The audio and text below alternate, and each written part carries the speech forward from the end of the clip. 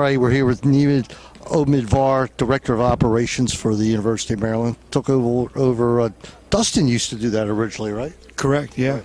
So your participation was helping make the schedule with the dates and everything. What kind of leeway did the coach give you, or is he really on top of it?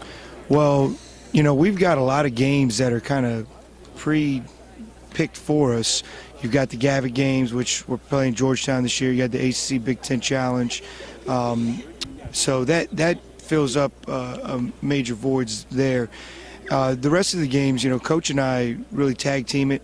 We wait till about December and see how teams that have expressed interest in playing us are playing, what are their style of play, and how will that help prepare us for Big Ten play, and be able to project to, okay, what kind of success will they have, what kind of RPI have they had over the last 5 years to ensure that our strength of schedule will be a strong one. The Oklahoma State game, that was a payback, correct? That is correct. So about 2 years ago when I first got here, we were in need of another game, so we decided to do a home-and-home series, took a year off, and we're excited to host them here. And how is the Charlotte game viewed? Is that a one-time game, or is that we owe them a trip to a neutral site? Or Yeah, no, that's a one-time game. That's set up through a third-party promoter. Right. And we'll be playing in Baltimore. Whether or not we'll be able to continue that new tradition that we kind of restarted every year is yet to be seen, just because a lot of it falls on also the exam schedule. Right.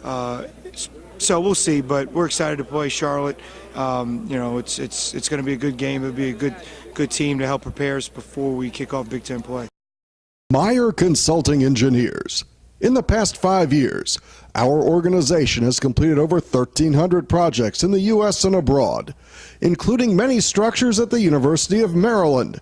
For structural engineering and materials testing and inspection, call Meyer Consulting Engineers. Now, as far as the Big Ten schedule, is that laid out in fact? In other words, it's just they tell you what days you're playing, and what's the story on that? Yeah, so the Big Ten will kind of tell us in advance, a couple years out, who you'll play at home and who you'll play on the road. Right. But in terms of the dates, we don't find that out until really about a day or two before the public finds it out in mid to late August. So that's really to the discretion of the Big Ten and however they decided. I think they do a heck of a job. Mark Rudner with the Big Ten League office is unbelievable. He schedules, I think, all the sports, which is really magnificent. Any oddities in the schedule this year that maybe the coach was a little upset about rapid, back-to-back games or anything like that struck his or your eye? No, the Big Ten is the only league from a conference schedule perspective that has every single game, every single team in every single game, you've got at least 2 days preparation, which is unreal. You think about so there's never a Thursday, Saturday game? No, and you think about Pac-12, they've got Friday, Saturday. a ton of those. Right. So it allows our players time to recover and be at their peak performance from a Big Ten perspective. Early in the season, the non-conference, we're playing a lot of games early, but we like that too. It's a good opportunity to learn on the fly, and which makes practice that much more important right now. Obviously, one of the big non-conference game of the year is Georgetown, and I did see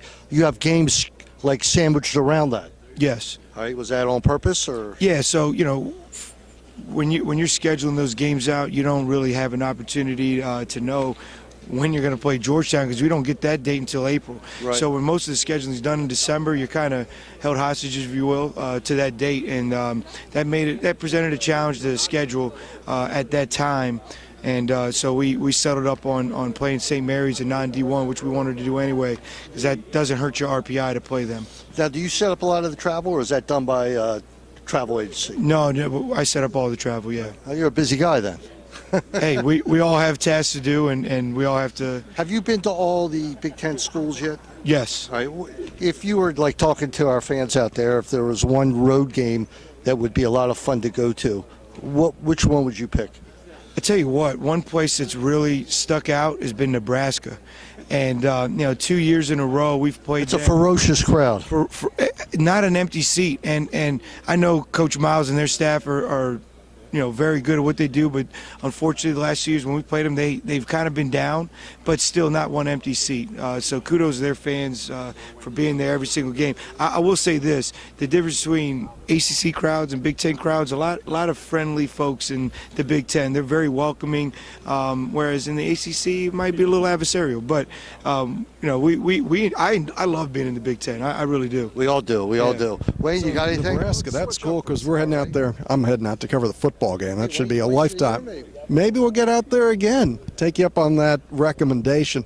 What's it like being a Terp in the first place and then getting to come back here and have what must be a dream job for you? Yeah, well, like you said, it is a dream job. It's special. And, from time to time, I got to pinch myself and remember that, there's still a job to be done. I think the warm and fuzzies early on have wear it off because there's a serious task at hand, and that's upholding the tradition of Maryland basketball and performing at our highest level on and off the court. So it's spectacular to be a Terp. Both professionally and with the degree on my wall and as a fan, but I realize that whether I'm at Terp or if I'm back at Bowie State, it's important to give maximum effort at my position. How long have you been a Maryland fan? Since as long as I can remember. I grew up in the area. My parents went to UCLA, but I grew up a Terp. Pretty much everyone else in my family went to Maryland except for my parents. So, this has been a passion for me, and it's really exciting to be back. Well, it's great to have you back. This is Nima Omidvar. Thanks for being on Terp Talk, and you'll hear us both on the radio and get to see this video, and hopefully we'll have a chance during the season to chat again. Look forward to it. Thanks a lot, Wayne. Thanks a lot, Bruce. We hit Terminus!